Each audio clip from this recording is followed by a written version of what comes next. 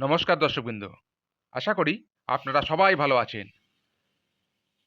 আজকের বিষয় কালী কৃষ্ণবর্ণা কেন? কালী কৃষ্ণবর্ণা কেন? মহানির্বাণতন্ত্রে বলা হয়েছে, শ্বেত পিতাদি বর্ণ যেমন কৃষ্ণবর্ণে বিলীন হয়ে যায়, তেমনি সর্বপ্রাণী কালীর মধ্যে প্রবেশ করে বিলীন হয়ে যায়।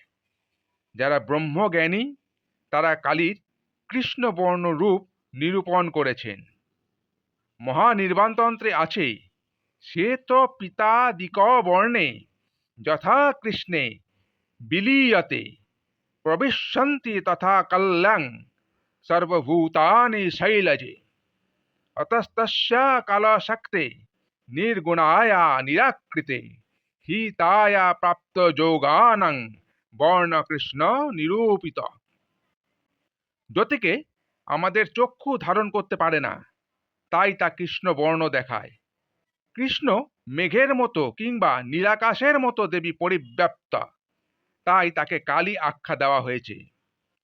মা তার সন্তানদের সমস্ত অজ্ঞানতা ও কালিমা নিয়ে নিজে কালী হয়ে রয়েছেন।